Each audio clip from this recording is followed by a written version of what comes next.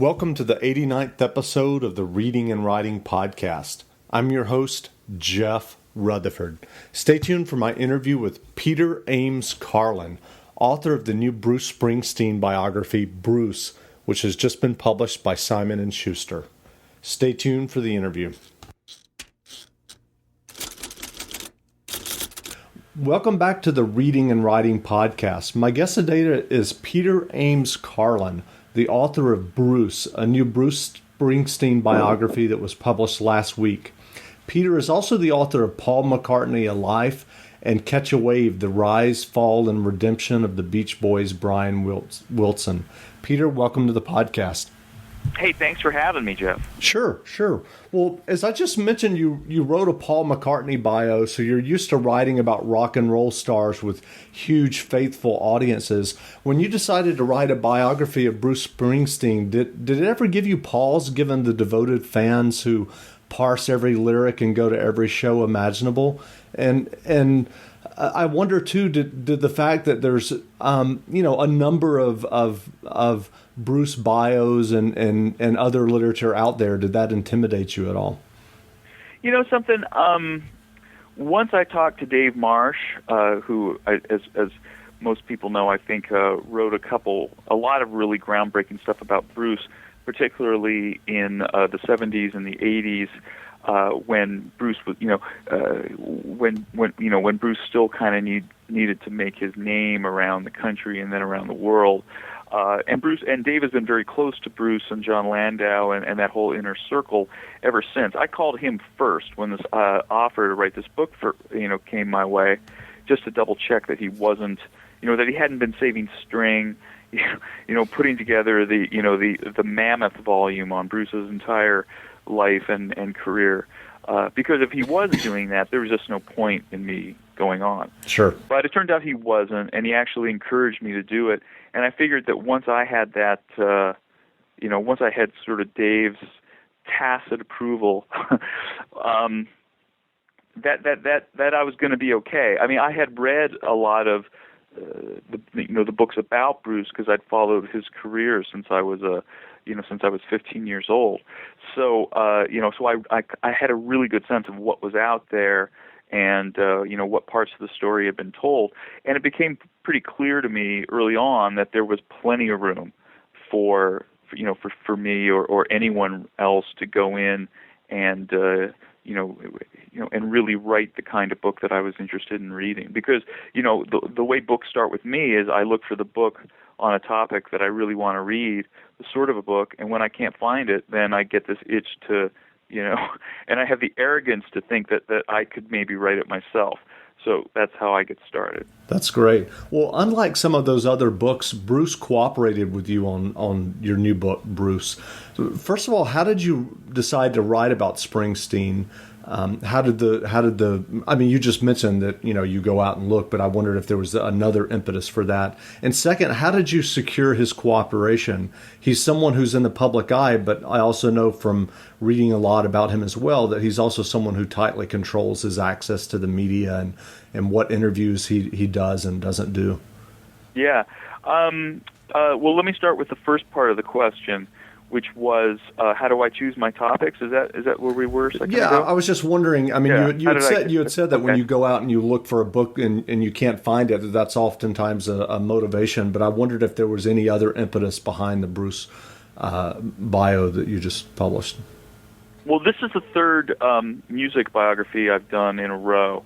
The first one was about Brian Wilson from the Beach Boys, and then came the McCartney one, and then came Bruce. And what those guys all have in common is that I've loved their music, and really admired their work and followed their careers, for decades before I got started on the book. I mean, they've all been very influential. They're influential artists to me. And, it's one thing to kind of fixate, like you do when you're, a teenager or a young fanboy type guy.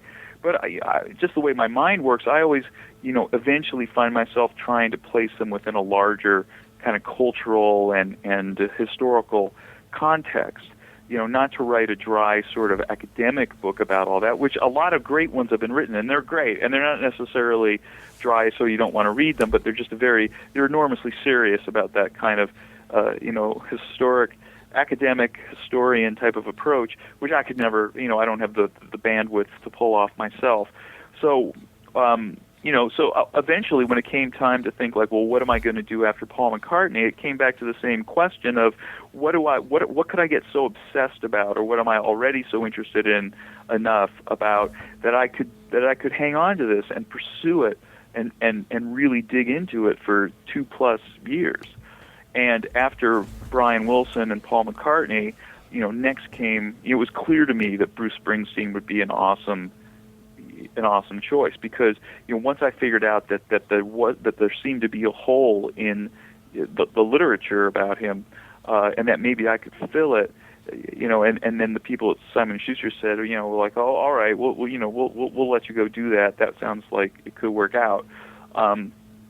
Then it was just like, oh my, my first move was to go down to the basement and pull out all these old boxes of magazines and books and newspaper stories and other sort of huzzarai that I had been collecting since I was a sophomore in high school. Blew the dust off of those. I mean, I still have the original copy of Rolling Stone from the summer of 1978 with Dave Marsh's just extraordinary piece about Bruce and the Darkness on the Edge of Town era. And I'd read that thing dozens of times over the years. So it's like I started with a store of knowledge and a depth of passion for the subject, so that I knew that it was just going to be a huge pleasure to do the book. I started with no cooperation at all from Bruce or his management. John Landau's manager. But I did know Marsh a little bit, and when I talked to him, basically his advice was, I can't really help you myself.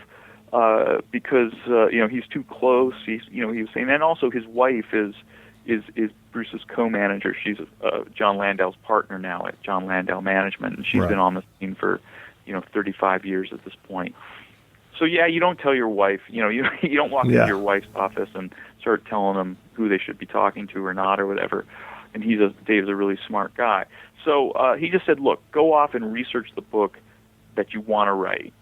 And either they'll deal with you or they won't deal with you, but you'll still end up with the book that you wanted to write.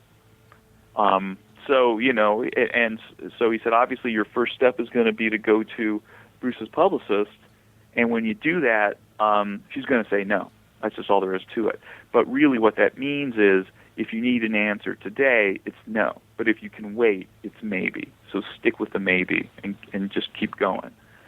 So I spent the next year and a half just doing research on my own, which essentially involved, I always kind of try to begin chronologically in a lot of ways. So I just went straight to Freehold, New Jersey, and Asbury Park, which were Bruce's, Freehold's his home where he grew up, and Asbury Park is where he started his career.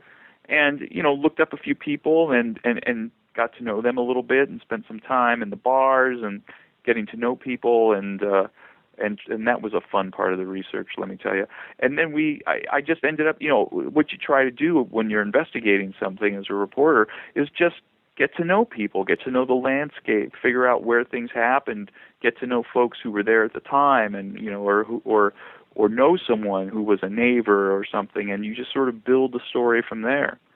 And once hopefully if you can get to a point where people kind of don't mind your company so much, or maybe even enjoy talking to you, that they'll start telling their friends, give this guy a call. He's sort of, he's really interested in this stuff.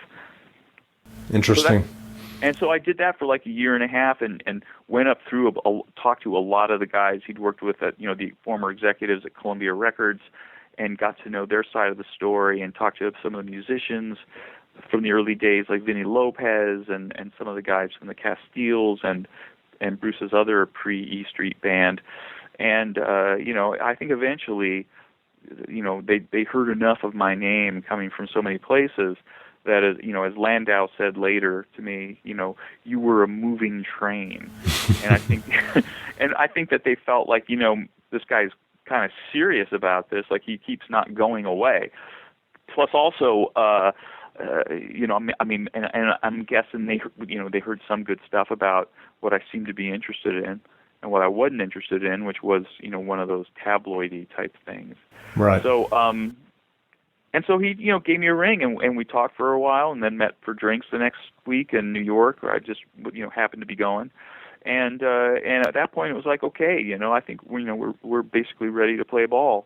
So and he started emailing me lists of names and telephone numbers. Wow. And so that kind of added a whole other, sense of depth to, obviously a whole new depth to, to what I was able to report and find out. And so, what did that cooperation look like from Bruce himself? Did you sit down with him on multiple occasions, or what did that involve? Yeah, eventually. But look, John called me in January of 2011, and even from our first meeting, he was like, I'm not sure, Bruce is going to want to really want to be interviewed or stuff. He's right. He obviously he's liking what he hears, and he approves of this. Like, he really wants you to do this, but he's just not sure whether he's actually going to, want to sit down and talk about stuff, because he's talked about all this stuff for so long, and he's working on his own memoir, which was true at the time, I guess, and hopefully still is true, though he seems to be taking a break from it. But so I spent, so that's when I spent all my time talking to the band and the producers and the engineers and all the other, insiders who, worked with and maybe still work with the organization. Bruce got to know a lot of stuff, but the couple doors that were still left to be open were into the Springsteen family itself. I mean, deep into the Springsteen family.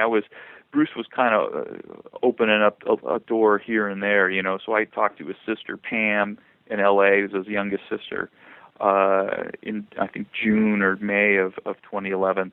And then, but then eventually it wasn't until mid-October, late October last year when Bruce finally said, okay, you come talk to my mom and sister, and, we'll take it from there. And so I spent a really nice long evening with Bruce's mom and his younger sister, Ginny, who's just 14 months younger than he. And, and then when I was at Adele's house, she called her sisters, and they both wanted to set up times immediately. And the next morning or afternoon when I went over to Aunt Dora's house, Bruce was waiting, and John had called earlier in the day and said, okay, Bruce is going to meet you at Dora's house this afternoon. And after you're done talking to her, you guys will go out and have a drink and just, chat for a while. And after that, he was all the way in. I mean, even before he agreed to talk, I knew he was calling certain people and asking them to talk to me or telling them it was okay to talk to me. But once we got to know each other a little bit, then basically he was entirely committed to the project. And we probably, I'm sure we had 15, 20 hours worth of interviews and more time spent just, with him just allowing, just being around him and watching him rehearse the band, listening to some of his stuff up in his recording studio, the new album before it came out, and being there for the opening night of the tour in Atlanta and, and another few shows where I just kind of hung around and watched what was happening. Right. And have you heard from him directly about his response to the final manuscript and the final book? Yeah, I have.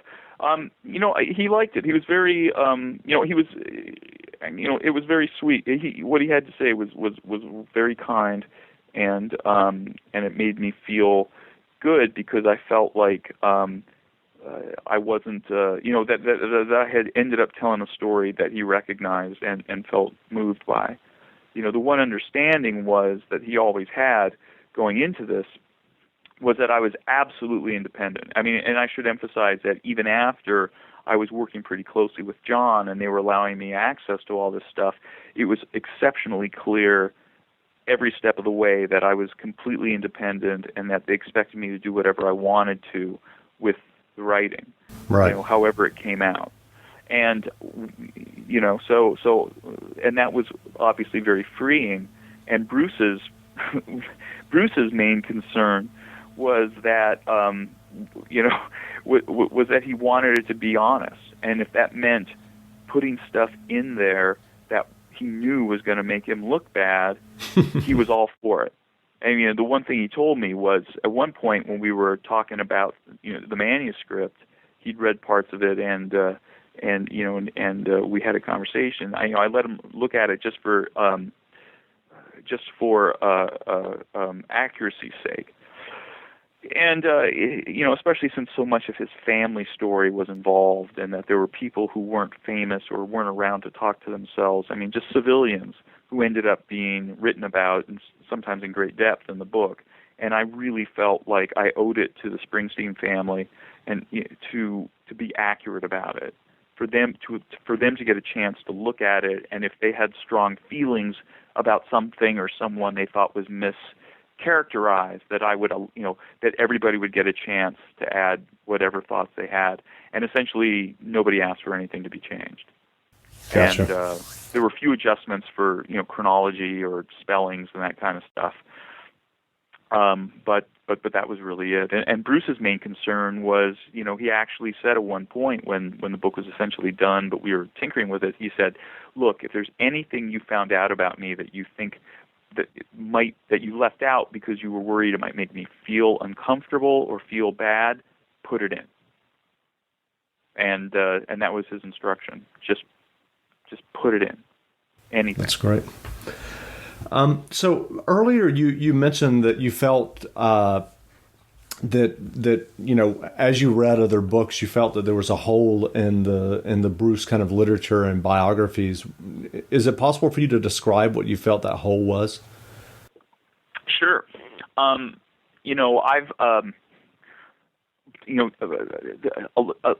wasn't a whole lot of real original feet on the ground, walking around the town kind of reporting in the existing books.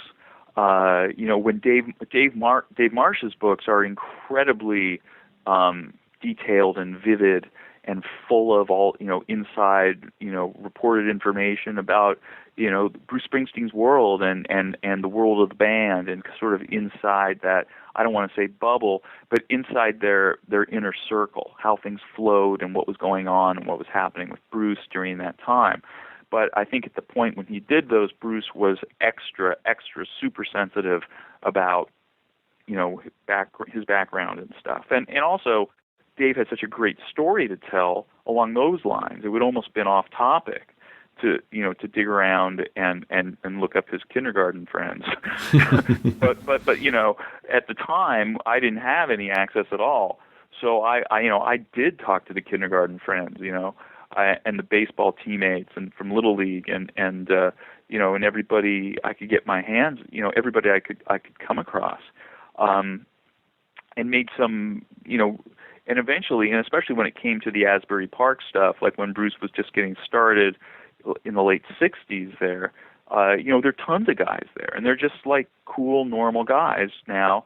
A lot of them still play music or do stuff around the local music scene, but they didn't become famous, and maybe they never wanted to in the first place. So they went on to careers in business or in being a contractor or a builder or owning a club or whatever, and went about their lives like everybody else. But they still were there at the moment, and so I can get like a scene at the Upstage Club in Asbury Park in 1969 told by 5 different people who were in 5 different parts of the room, and and they all have their own memories and their sense of what what was happening with Bruce that night, how people were reacting, and their reflections on each other and the whole scene. And so it's like suddenly these mythological notions that you'd heard about or that I'd heard about over the years took on, sort of went into color and 3D practically. Sure. So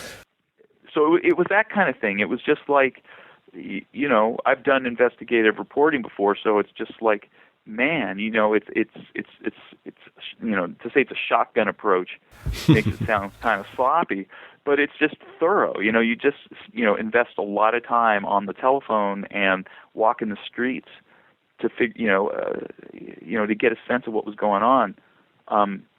Just one example. I mean, one of the greatest things I did, or things that worked out the best, came because I was having breakfast with a friend of mine in Freehold named Kevin Coyne, who grew up there around the corner from Bruce's family, same neighborhood. He was 10 years younger than Bruce, but like his older brothers or the older kids in the neighborhood all grew up with Bruce, and so he was there just sort of, and Bruce was an older figure. Right. But he knows that town. He's lived there his whole life. He's a historian and a writer, and had been on the city council there in Freehold. So, man, he knows that town upside down, and who does what and who knows who.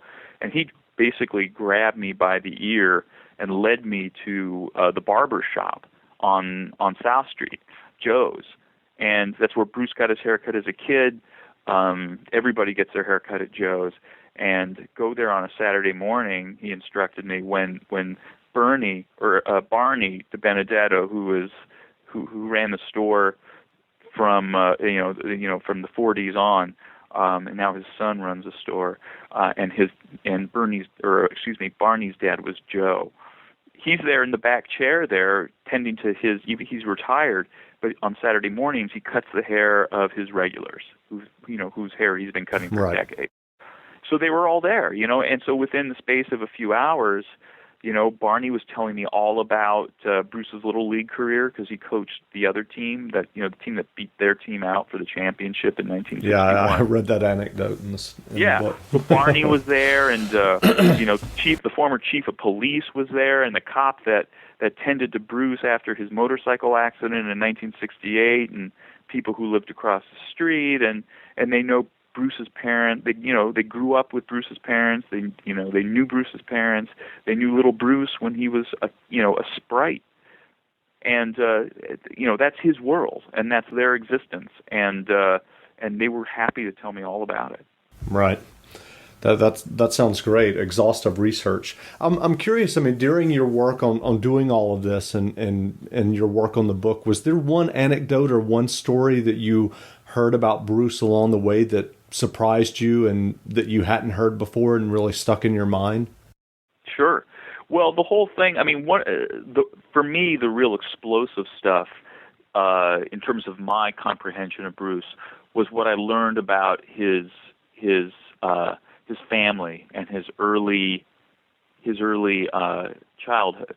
Mm-hmm. Because there were sort of hints and implications about his family and the dysfunction in the family, but and his particularly his kind of stormy or disconnected relationship with his dad. But what had not come to light was the fact that that Bruce's dad, what the real problem was that he suffered from manic depression, and that mental illness had been something that had sort of been trickling down through the Springsteen DNA river for generations. Right. And his father really suffered from his illness, which was, of course, undiagnosed and untreated for most of his life. And that was the thing, that was the monster in the room, that everybody was aware of, but nobody really talked about that much. And then there was also the issue of the aunt as well, who was killed, and right. and then as the book, you wrote the book that Bruce ends up, the family ends up living with the grandparents, and they dote on Bruce as a replacement for his aunt who died. Exactly. When his mom and dad, when Bruce was about 1 and his younger sister was born, Bruce's dad and mom, couldn't afford a larger apartment, so they moved back into the house where Doug had grown up with his parents, who had been, as you mentioned, crushed, at the death of their then very young daughter in 1927. Bruce was the first new life that had come into the house, since her death, and they just fell in love with him, and essentially, when they were living together, assumed the roles of parents, despite certainly his mother's, Adele Springsteen's, wishes to the contrary. But she had to work. She was the one person who could hold a job in that family. And so much of his life was spent believing, his early life, he believed his grandparents were his parents, and that a lot of lines of authority and relationships were violated or turned upside down. And the grandparents doted on him like he was, a little sun god. And when I said, while this conversation was taking place, I said, wow, they must have loved you to pieces. And then he gave me this crooked little smile and said, to Pieces would be correct, which tells you a lot. Yeah. Exactly. So do you have a favorite Springsteen song? Yeah, well, what hour is it? Yeah,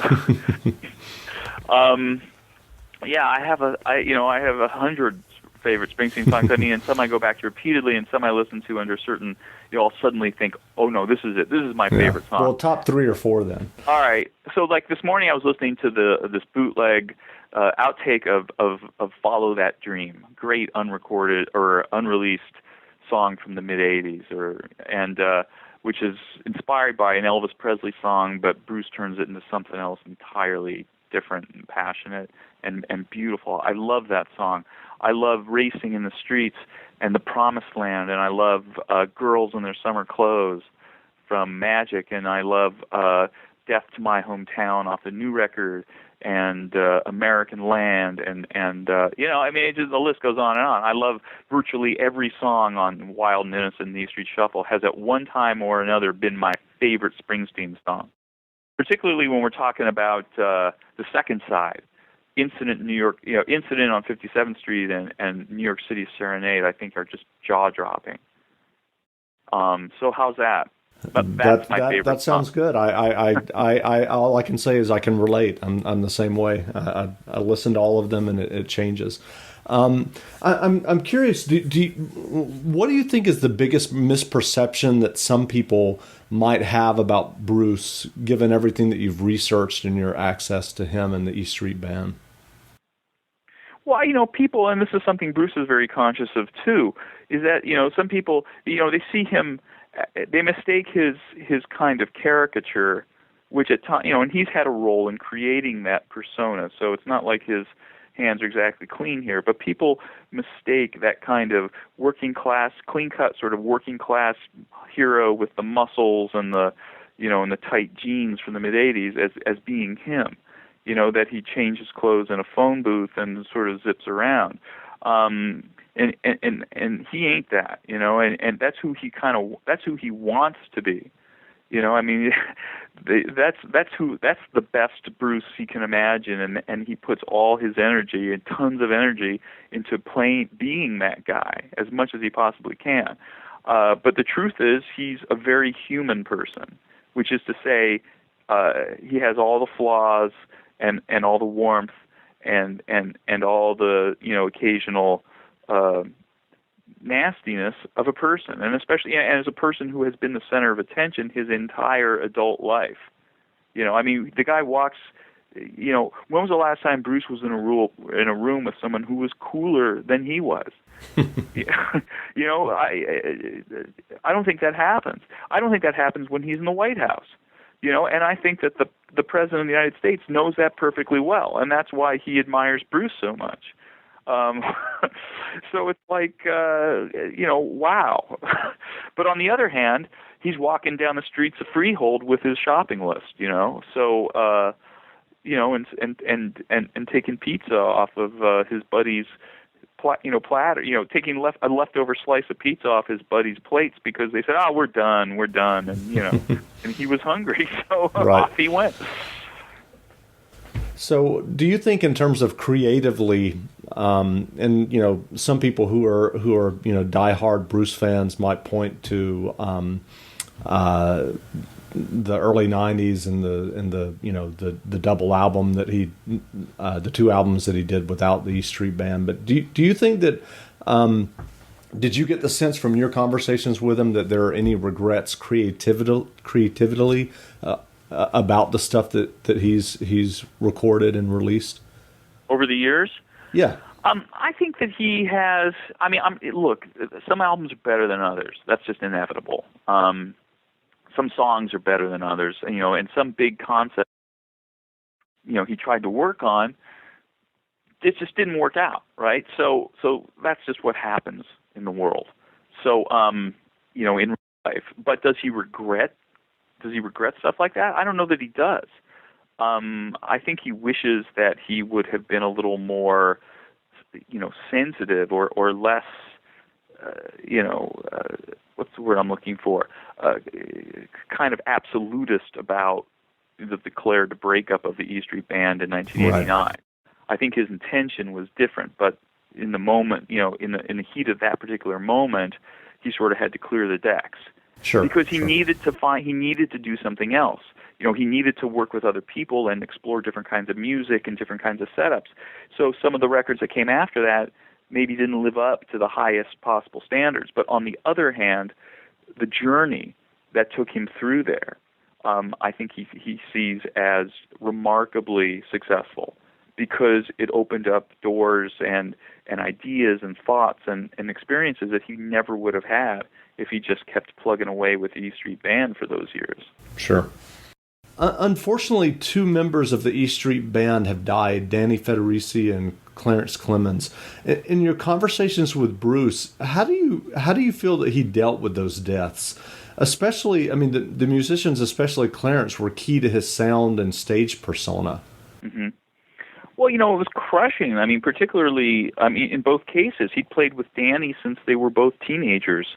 And Danny had been in the band or played with Bruce longer than anyone, going all the way back to Steel Mill, when Steel Mill first formed, and it was, they were called Child for the first, 9 months or so of their existence.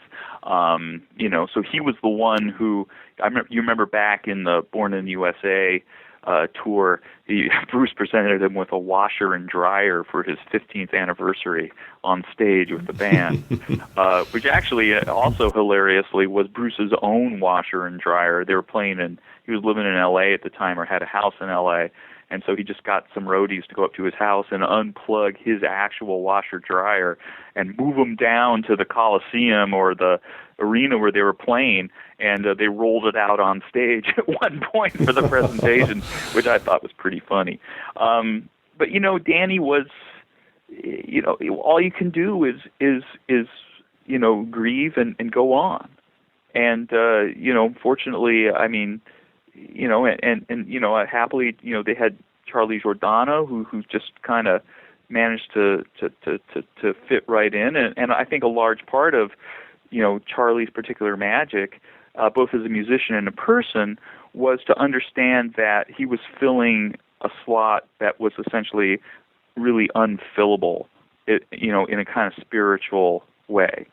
But he just is naturally a very quiet, very soft-spoken guy, and a very positive, upbeat presence, and also a fantastic musician. And so a lot of what he can play like Danny, let's put it that way, or as well as anybody could play like Danny, he can play that way. Right. And it's a lot more complex than certainly once I really started to listen than I thought it was. That Danny's parts before I got into it, but the guy was a masterful musician. In terms of Clarence, I mean, that was really, in a way, that was the most devastating loss that there could be in the band, because there was something about the mix of personalities between Bruce and Clarence. I mean, particularly back when they really used to play off each other a lot on stage, and in the early days of the band, where Bruce didn't really become the Bruce we know until, fully formed in that way, until Clarence was at his side. They sort of reflected each other's, brilliance and made it bigger just by being in each other's presence.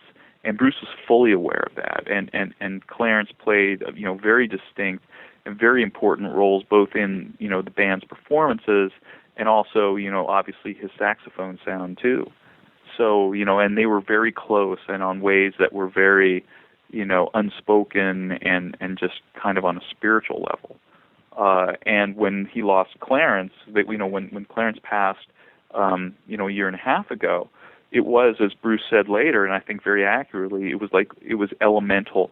He said it was like losing the rain, Mm-hmm. And and that tells you a lot, I think. Sure.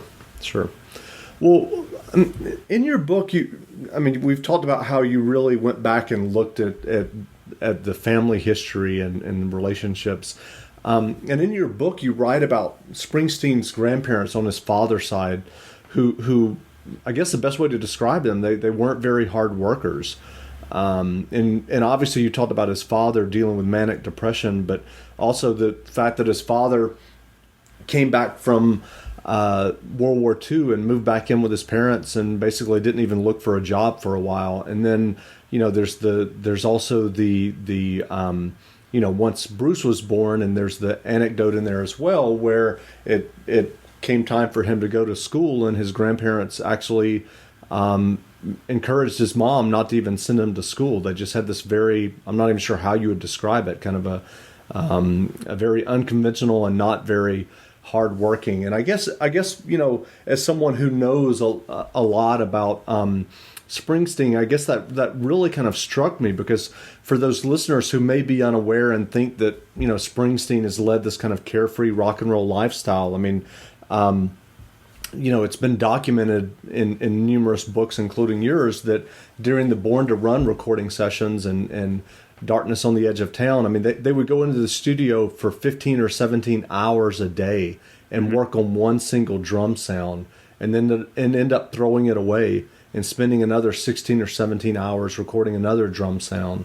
And it would go on for weeks and weeks and months and months. And I was just struck by that, comparing that with his kind of grandparents. I mean, I wonder what you think about that. I mean, given everything that you've, Sure. Well, Springsteen is, look, the two sides of his family, I think, are, understanding Bruce means you've really got to go back and look at the two sides of the family.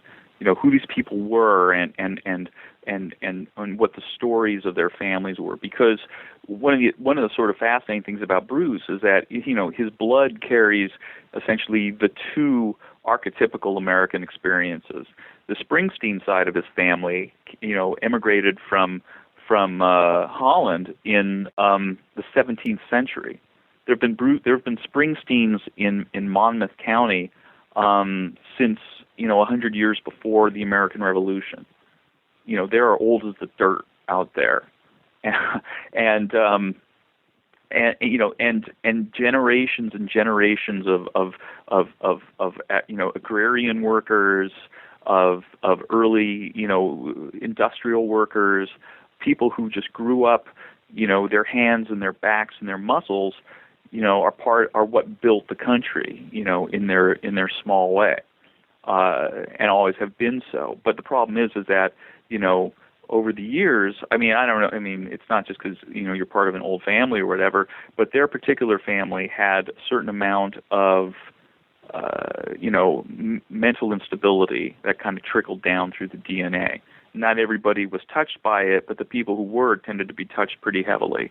And so in some ways, just looking at it generationally, it's not surprising that Doug Springsteen ended up, suffering from a really serious mental illness, which was manic depression in his case. He had a first cousin who he was quite close to as a kid, and through their whole lives, and he had the same illness too, which may have been one of the things that kind of drew them together. So, and also, I mean, there was tragedy in the immediate family because Doug Springsteen, who's Bruce's dad, had an older sister, Virginia, who died very tragically at 5 years old, just around the corner from the family's house, and that completely devastated her parents. And so Doug grew up in a very haunted house, and went off to war, and then came back and got married to Adele Zarilli, and the family moved into the the Fred and Alice Springsteen's house, Bruce's grandparents, and they essentially adopted Bruce and made him their child, much even given the resistance of Adele, and I don't know what Doug's position in the whole thing was, probably all the same to him. But young Bruce was both aware of his father's instability and the sort of the focus of a very strange and distorted intergenerational relationship between his parents and his maternal grandparents, who he loved ferociously because they treated him like a sun god. And they were warm-hearted, good people in their way, but they were also, as he put it, very outsider. His dad his grandfather was an electrician who worked in radios and, fixing radios and that kind of thing. And we used to work in an electronics store, but then kind of became freelance. And his thing was essentially going through people's trash and pulling out radio parts and broken radios and taking them home and fixing them and then selling them to migrant laborers. And so Bruce, so in other words, young Bruce would bond with his grandfather walking through the neighborhood, essentially dumpster diving for radio parts as a young kid. So there's that side of the family. But then you have his mother's side, the Zerillis, who were Italian immigrants from the early 20th century. And these people came to, Adele's father, Antonio, and his wife, but particularly Antonio, Anthony, came to the U.S. in the late teens, raring to go. Right. Got off the boats fluent in English, got himself through college like within a year or two, went to law school, got through that in a year or two, started a thriving practice, and was just making like an empire builder until, guess what, 1929 rolled around. And the guy was had a lot of investments, but was deeply leveraged. Worked in a as a lawyer in this kind of investment based firm, and everyone's money disappeared. His money disappeared, and the family's essentially their status, economic status, and all that just kind of crumbled along with a lot of people's. But that sense of the joy of work and the responsibility of work, and just the kind of freedom that goes along with being a hard worker and doing all you can to succeed was also in his blood. And these two things kind of came intertwined, and lo and behold, you have this Bruce Springsteen who is dark and tormented in a lot of ways, but also determined to build his own future, his own way by the sweat of his brow and everything, whatever talents God has given him, which fortunately for him was are multitudinous and powerful. So and that was the story. I mean, this guy, from the time he was a kid, from the time he was 19 years old, he when he had bands, they kept office hours. They practiced all day long, and all night long if he felt like it. And they worked their tails off, and Bruce's bands were always tight as ticks. Everybody knew the songs, everybody knew the arrangements, everybody knew the nuances of the arrangements, which is why he has them so tightly trained, and obviously has done with the E Street Band. That that's why when he's in the middle of a song and suddenly he just flicks his elbow, the whole band stops on a dime. Max Weinberg told me that he gets a lot of the vital information he needs about where a song is going or whether it's about to transition to something else just by watching Bruce's trapezius muscles and his, through the back of his shirt. The way he's about to move his arm, he can read that. Right. So, on that note, how many times have you seen Springsteen live? Dozens of times now over the years. I mean, going back to 1978 and the Darkness tour, I think the only tour I missed, I was out of the country when the Born in the USA tour was rolling through here in '84, and then was back home in time for the tour to go to Europe, where I had been, and so I missed that. And then when it came back, they hit big stadiums, but I was living here in the Northwest, and I didn't have the financial wherewithal to just sort of hie myself down to Los Angeles or whatever to catch the nearest show. Right. So can you talk about your own writing career? As I mentioned earlier, in addition to Bruce, you've written biographies of Brian Wilson from the Beach Boys and Paul McCartney. In your writing career, what led up to writing those biographies? What did you do, post-college, et cetera? Well, when I got out of school, I started as a copy aide at the Oregonian newspaper. I was lucky enough to sort of score that job in a really fortunate way. And the weird thing is, I never really. Everyone always talked to me about the guy I replaced, and it turned out later when I got married that my wife knew him in high school, and all these other people knew him, and now at long last we're like. We keep in touch on Facebook all the time. He's a really cool guy. He works at the New York Post now. But we sort of like but anyway, that's off the point. But it's one of those weird circular things. Yes. But anyway,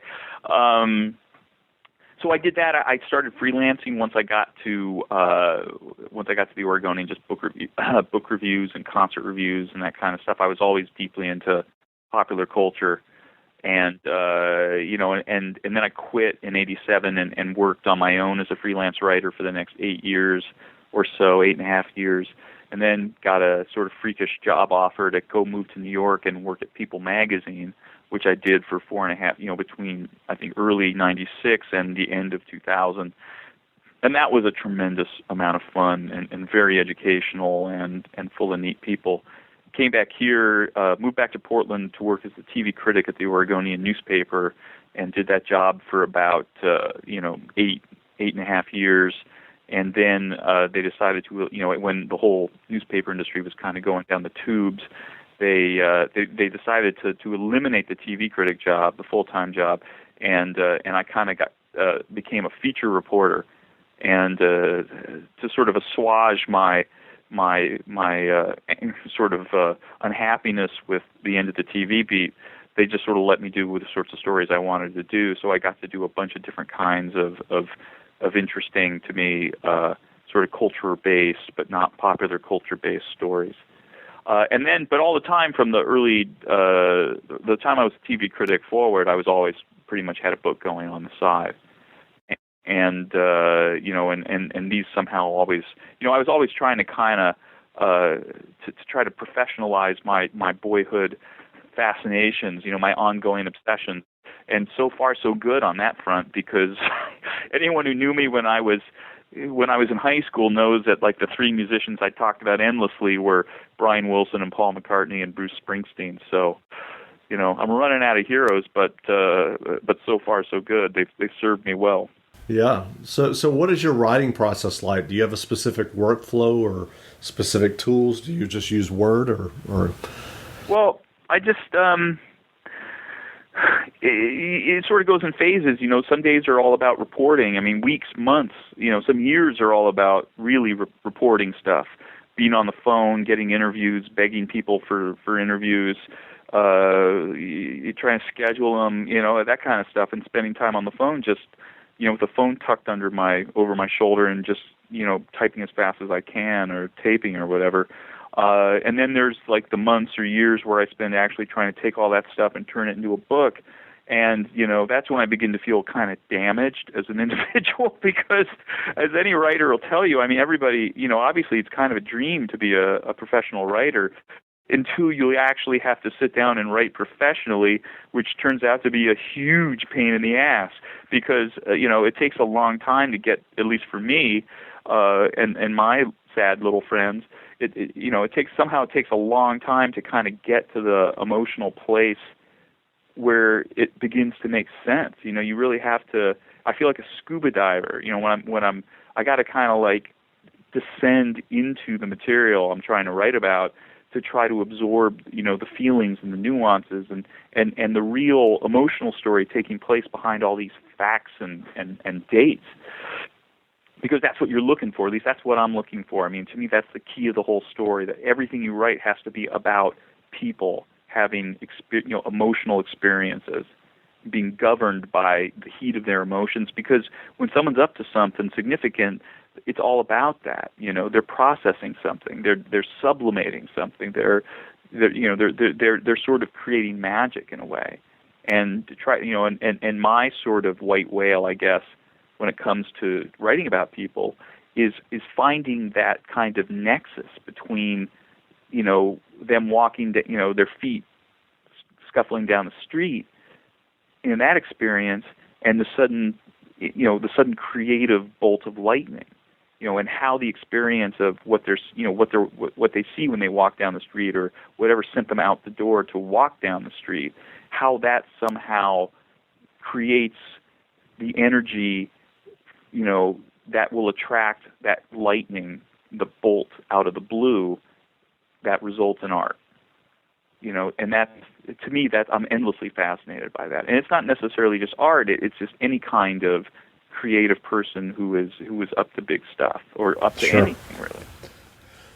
What are some books that you've read in the past year that made an impact on you and that you would recommend? Ooh, wow. I've been on a good streak lately. I've been reading a lot and really enjoying it. I thought that Walter Isaacson's book about Steve Jobs was fantastic. I mean, that was great. I really liked D.T. Maxx's biography of David Foster Wallace. I loved the greeting or the Visit from the Goon Squad.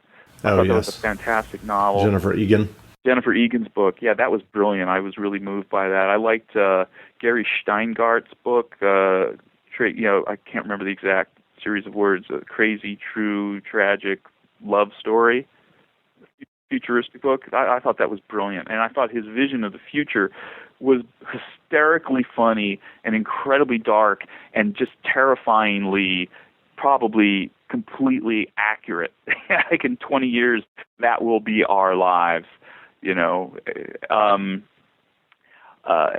Golly, what else? I mean, those are books. I'm sorry, go ahead. No, go ahead. I was just trying to remember, like, the others. There's a big stack of them by my bed because when I finish, I just sort of toss them there under the bedside table that I've got, and every so often I'll especially if I'm on my hands and knees searching for the book I'm reading now that got kicked under the bed somehow. I look at those books and I go, "Ooh, that was a good one. Oh, I love that one." I wish I was still reading. Have you started thinking about or planning your next book? I've been thinking vague, general, dreamy dream thoughts about certain topics or ideas or potential directions, but I haven't really had a chance to. I just really haven't had the time or attention to just really try to bang through. I mean, I spent a couple days like digging up clips, just to doing the original the initial steps to see what's out there, read up and try to go back as far as I can. But in terms of like actually getting serious and trying to pitch something, it's like I don't know how close I am to that yet. Right. Well, thanks. Well, again, we've been speaking with Peter Ames Carlin, the author of Bruce, a new Bruce Springsteen biography that was published last week. Peter, thanks for doing the interview. Hey, it's my pleasure, man. Thanks for having me.